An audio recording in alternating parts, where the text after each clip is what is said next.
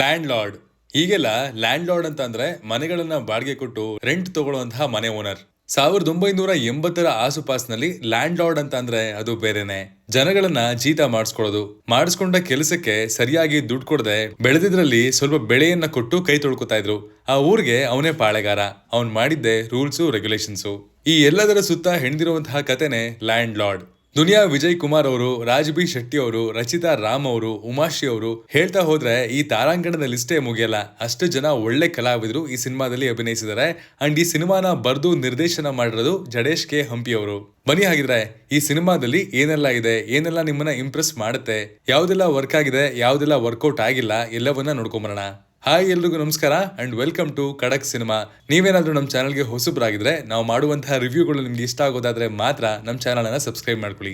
ದುನಿಯಾ ವಿಜಯ್ ಅವರ ಲಾಸ್ಟ್ 2 ಸಿನಿಮಾಗಳು ಸಲಗಾ ಹಾಗೂ ಭೀಮಾ ಅವ್ರನ್ನ ಫೀನಿಕ್ಸ್ ತರ ಸ್ಯಾಂಡಲ್ವುಡ್ ಅಲ್ಲಿ ತಮ್ಮನ್ನ ಸ್ಟ್ರಾಂಗ್ ಆಗಿ ಪ್ರೂವ್ ಮಾಡ್ಕೊಳ್ಳೋ ಹಾಗೆ ಮಾಡಿತ್ತು. ಬಟ್ 2 ಬ್ಲಾಕ್ ಬಸ್ಟರ್ ಗಳ ನಂತರ ಅವರು ಆರಿಸ್ಕೊಂಡಿರುವಂತಹ ಸಿನಿಮಾನೇ ಲ್ಯಾಂಡ್ ಲಾರ್ಡ್. ನನಗೆ ಇಲ್ಲಿ ಬಹಳ ಇಷ್ಟ ಆಗಿದ್ದು ಅವರ ಸ್ಕ್ರಿಪ್ಟ್ ಸೆಲೆಕ್ಷನ್. ಒಬ್ಬ ಸ್ಟಾರ್ ನಟ ಮೊನೋಟೋನಸ್ ಆಗ್ತಾ ಇದ್ದಾರೆ ಅನ್ನೋವಾಗ್ಲೇ ಅದನ್ನ ಬ್ರೇಕ್ ಮಾಡಿ ಒಂದು ಸ್ಟ್ರಾಂಗ್ ಪಾತ್ರವಾಗಿ ವಿಜಯ್ ಅವರು ಇಲ್ಲಿ ಕಾಣಿಸ್ಕೊಂಡಿದ್ದಾರೆ. ಅಂಡ್ ಆ ಪಾತ್ರವಾಗಿ ಇಡೀ ಸಿನಿಮಾದಲ್ಲಿ ಅವರು ಅಬ್ಬರಿಸಿದ್ದಾರೆ, ಹತ್ತಿದ್ದಾರೆ ಹಾಗೂ ಅಭಿನಯಿಸಿದ್ದಾರೆ. ಇದು ಅವರು ಸಲಗಾ ಸಿನಿಮಾಗಿಂತ ಹಿಂದೆ ಮಾಡಿದಂತಹ ಸ್ಕ್ರಿಪ್ಟ್ ಸೆಲೆಕ್ಷನ್ ಗಳಲ್ಲಿನ ತಪ್ಪುಗಳನ್ನ ಮತ್ತೆ ಮಾಡಬಾರ್ದು ಅಂತ ಇಟ್ಟಿರುವಂತಹ ದಿಟ್ಟ ಹೆಜ್ಜೆ ಅಂತ ಕೂಡ ಹೇಳ್ತೀನಿ. ರಾಚಯ್ಯನಾಗಿ ವಿಜಯ್ ಅವರು ಮನಸ್ಸಿಗೆ ಮುಟ್ತಾರೆ. ಎಸ್ಪೆಷಲಿ ಫ್ಲಾಶ್ ಬ್ಯಾಕ್ ಪೋರ್ಷನ್ಸ್ ನ ಸೀಕ್ವೆನ್ಸ್ ಕೂಡ ಸಿನಿಮಾದ one of the major highlights ನನ್ನ ಪ್ರಕಾರ. ಇನ್ನು ಕತೆ ಬಗ್ಗೆ ಮಾತಾಡೋದಾದ್ರೆ, ಒಂದು ಹಳ್ಳಿ, ಅಲ್ಲಿ ಒಬ್ಬ ಕೆಟ್ಟ ಲ್ಯಾಂಡ್ ಲಾರ್ಡು ತುಂಬಾ ಕಷ್ಟ ಕೊಡ್ತಾ ಇರ್ತಾನೆ. ಜನರೆಲ್ಲ ಹೆದರ್ಕೊಂಡು ಮೌನವಾಗೇ ಇರ್ತಾರೆ. ನ್ಯಾಯ ಅನ್ನೋದು ಕಣ್ಮರೆ ಆಗಿರುತ್ತೆ. ಈ ತರ ಇರುವಾಗ ಒಬ್ಬ ಯಂಗ್ ಲೇಡಿ ಕಾನ್ಸ್ಟೇಬಲ್ ಈ ಸಿಸ್ಟಮ್ ನ ಎಜುಕೇಶನ್ ಎಂಬ ಚುಕ್ಕಾಣಿಯನ್ನ ಹಿಡಿದು ಹೇಗೆ ಎದುರಿಸ್ತಾಳೆ. ರಾಚಯ್ಯ ಈ ಲ್ಯಾಂಡ್ ಲಾರ್ಡ್ ಪದ್ಧತಿಯಿಂದ ನೊಂದ ಊರಿನ ಜನರಿಗೆ ಹೇಗೆ ಬೆಂಗಾವಲಾಗಿ ನಿಲ್ತಾನೆ. ಇದರಿಂದ ಊರಿನ ದನಿಗಳು ಹೇಗೆ ರಿಯಾಕ್ಟ್ ಮಾಡ್ತಾರೆ. ಕೊನೆಗೆ ಸಂವಿಧಾನದ ಪುಟಗಳು ಆ ಊರನ್ನ ತಲುಪುತ್ತಾ ಇಲ್ವಾ ಅನ್ನೋದೇ ಲ್ಯಾಂಡ್ ಲಾರ್ಡ್ ಸಿನಿಮಾದ ಪ್ಲಾಟ್. ಈ ಸಿನಿಮಾದ ರೈಟರ್ ಹಾಗೂ ಡೈರೆಕ್ಟರ್ ಆಗಿರುವಂತಹ ಜಡೇಶ್ ಕೆ ಹಂಪಿ ಅವರು ಈ ಹಿಂದೆ ಕಾಟೇರ ಸಿನಿಮಾಗೆ ಕತೆ ಬರ್ತಿದ್ರು. ಗುರು ಶಿಷ್ಯರು, ಜೆಂಟಲ್ಮ್ಯಾನ್ ಅಂತಹ ಒಳ್ಳೆ ಸಿನಿಮಾಗಳನ್ನ ನಿರ್ದೇಶನ ಕೂಡ ಮಾಡಿದ್ರು. ಈ ಬಾರಿ ಒಂದು big canvas and big star cast ಅನ್ನ ಹೇಗ್ ಹ್ಯಾಂಡಲ್ ಮಾಡ್ತಾರೆ ಅನ್ನುವಂತಹ ಕುತೂಹಲ ಸಹಜವಾಗಿ ಆಸ್ ಅನ್ ಆಡಿಯನ್ ನನ್ಗೂ ಇತ್ತು. ಬಟ್ ಈ ಸಿನಿಮಾದಿಂದ ಜಡೇಶ್ ಅವರು KFI ಅಲ್ಲಿ ನಾನೊಬ್ಬ ಸ್ಟ್ರಾಂಗ್ ಸಬ್ಸ್ಟೆನ್ಸ್ ಇರುವಂತಹ ನಿರ್ದೇಶಕ ಅಂತ ದೊಡ್ಡದಾಗೆ ಸ್ಟ್ಯಾಂಪ್ ಹೊತ್ತಿದ್ದಾರೆ. ಸಿನಿಮಾದ ಬರವಣಿಗೆ ತುಂಬಾ ಚೆನ್ನಾಗಿದೆ. ರೂಲರ್, ಸರ್ವೈವರ್ ಅನ್ನುವಂತಹ 2 ವರ್ಗಗಳನ್ನ ಡಿಸೈನ್ ಮಾಡಿರುವಂತಹ ರೀತಿ ಇರಬಹುದು, ಸಿನಿಮಾಗೆ ಯೂಸ್ ಮಾಡ್ಕೊಂಡಿರುವಂತಹ ಕೋಲಾರ ಭಾಗದ ಮಣ್ಣಿನ ಸೊಗಡಿನ ಭಾಷೆ ಇರಬಹುದು, ಅಥೆಂಟಿಸಿಟಿ ಇರಬಹುದು, ಡೈಲಾಗ್ ಇರಬಹುದು, ಪಾತ್ರ ವರ್ಗ ಇರಬಹುದು, ಎಲ್ಲವೂ ಆನ್ ಪಾಯಿಂಟ್ ಇತ್ತು ಅಂತ ಹೇಳ್ತೀನಿ. ಈ ತರದ ಕತೆಗಳು ಇದೇ ಮೊದಲು ಬರ್ತಾ ಇರೋದು ಅಂತ ನಾನು ಹೇಳಲ್ಲ. ತಮಿಳಿನ ಅಸುರನ್, ಕರ್ಣನ್ ಸಿನಿಮಾಗಳನ್ನ ನೋಡಿದಾಗ ಈ ತರದ ಸಿನಿಮಾಗಳು ನಮ್ಮಲ್ಲಿ ಯಾಕೆ ಬರಲ್ಲ, ಈ ತರದ ಪಾತ್ರಗಳನ್ನ ನಮ್ಮಲ್ಲಿ ಯಾಕೆ ಬರೆಯಲ್ಲ ಅನ್ನುವಂತಹ ಬೇಜಾರಿತ್ತು.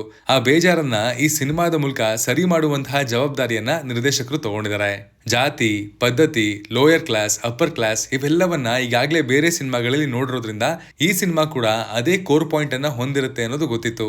ಬಟ್ ಇಲ್ಲಿ ಜಾಣ್ಮೆಯಿಂದ ಸ್ಟಿಚ್ ಮಾಡಿರುವಂತಹ ಪ್ಲಾಟ್ ಪಾಯಿಂಟ್ಸ್ ಆಗಿರ್ಬೋದು, ಮಧ್ಯ ಬರುವಂತಹ ಕಾನ್ಫ್ಲಿಕ್ಟ್ಸ್ ಗಳಿರ್ಬೋದು, ಫ್ಲಾಶ್ ಬ್ಯಾಕ್ ಪೋರ್ಷನ್ಸ್ ನ ಡೆಪ್ತ್ ಆಗಿರ್ಬೋದು ಹೊಸದಾಗಿತ್ತು. ಅಂಡ್ ಅದು ಸಿನಿಮಾಗೆ ಒಳ್ಳೆ ಮೊಮೆಂಟಮ್ ಅನ್ನ ಸೆಟ್ ಮಾಡ್ತು ಅಂತ ಕೂಡ ಹೇಳ್ತೀನಿ. ಪರ್ಫಾರ್ಮೆನ್ಸಸ್ ಬಗ್ಗೆ ಮಾತಾಡೋದಾದ್ರೆ, ರಾಜ್ ಬಿ ಶೆಟ್ಟಿ ಅವರು ಮತ್ತೊಮ್ಮೆ ತಮ್ಮ ವರ್ಸಟಾಲಿಟಿ ಮೂಲಕ ನಮ್ಮನ್ನ ಇಲ್ಲಿ ಆಶ್ಚರ್ಯ ಪಡಿಸ್ತಾರೆ. ಅವರು ಕೋಲಾರದ ಭಾಷೆಯ ಡೈಲೆಕ್ಟ್ ಅನ್ನ ಎಷ್ಟು ಅಕ್ಯುರೇಟ್ ಆಗಿ ಮಾತಾಡಿರಬಹುದು ಸಿನಿಮಾದಲ್ಲಿ ಅನ್ನುವಂತಹ ಒಂದು ಥಾಟ್ ಇತ್ತು. ಬಟ್ ಅವರು ಅವರ ಫಸ್ಟ್ ಸೀನ್ ನಲ್ಲೇ ನಾನೊಬ್ಬ ನಟ, ಎಂತ ಪಾತ್ರಕ್ಕಾದ್ರೂ ಪ್ರಿಪೇರ್ ಆಗಿ ಕೈ ಹಾಕ್ತೀನಿ ಅನ್ನುವಂತಹ ಸ್ಟ್ರಾಂಗ್ ಕಾನ್ಫಿಡೆನ್ಸ್ ಅನ್ನ ಕೊಡ್ತಾರೆ. ಅಂಡ್ ಸಿನಿಮಾದ ಪೂರ್ತಿ ಅವರ ಪಾತ್ರ ಎಲ್ಲೂ ಡಿಪ್ ಆಗಲ್ಲ. ಅದರ ವೈಬ್ ಅನ್ನ ಸಿನಿಮಾ ಪೂರ್ತಿ ಚೆನ್ನಾಗಿ ಕ್ಯಾರಿ ಮಾಡಿದ್ದಾರೆ. ಎಸ್ಪೆಷಲಿ ಫ್ಲಾಶ್ ಬ್ಯಾಕ್ ಅಲ್ಲಿ ಬರುವಂತಹ ಲುಕ್ ಅಂಡ್ ಫೀಲು ನನಗೆ ಸಿನಿಮಾದ ಪ್ರೆಸೆಂಟ್ ಟೈಮ್ ಲೈನ್ ಗಿಂತಲೂ ಒಂದು ಪಟ್ಟು ಜಾಸ್ತಿನೇ ಇಷ್ಟ ಆಯ್ತು ಅಂತ ಹೇಳ್ತೀನಿ. ಇನ್ನು ಉಮಾಶ್ರೀ ಅವ್ರ ಬಗ್ಗೆ ಮಾತಾಡಂಗೆ ಇಲ್ಲ ಬಿಡಿ. ಯಾವ ಪಾತ್ರ ಕೊಟ್ಟರು ತಿಂದಾಕುವಂತಹ ಪೊಟೆನ್ಶಿಯಲ್ ಇರುವಂತಹ ಆರ್ಟಿಸ್ಟ್ ಇವರು.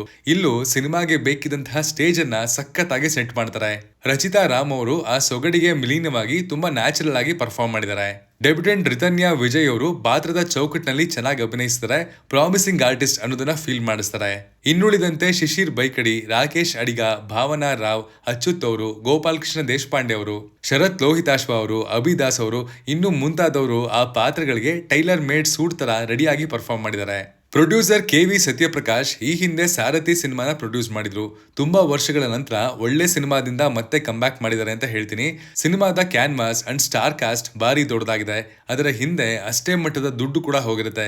ಇಂತಹ ಪ್ಯಾಷನೇಟ್ ಪ್ರೊಡ್ಯೂಸರ್ಗಳು ಇನ್ನಷ್ಟು ಸಿನಿಮಾಗಳನ್ನ ಮಾಡೋ ಹಾಗೆ ಆಗ್ಬೇಕು ಅನ್ನೋದು ನಮ್ಮ ಆಶಯ.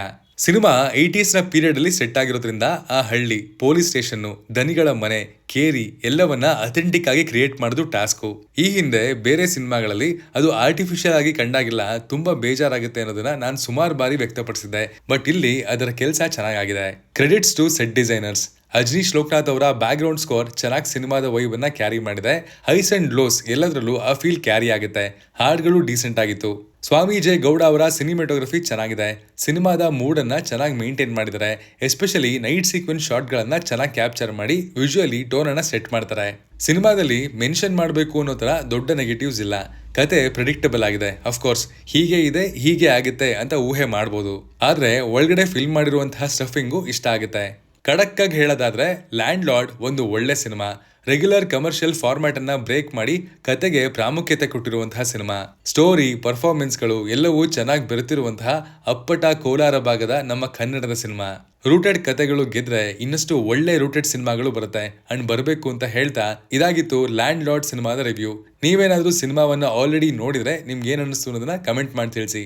ಸಿನಿಮಾ ನಿಮ್ಗೆ ಇಷ್ಟ ಆದ್ರೆ ಇನ್ನೊಂದ್ 4 ಜನಕ್ಕೆ ಹೇಳಿ. ಒಳ್ಳೆ ಸಿನಿಮಾಗಳು ಗೆದ್ದಾಗ ಉದ್ಯಮ ತಾನಾಗೆ ಬೆಳೆಯುತ್ತೆ. Signing off, Manu.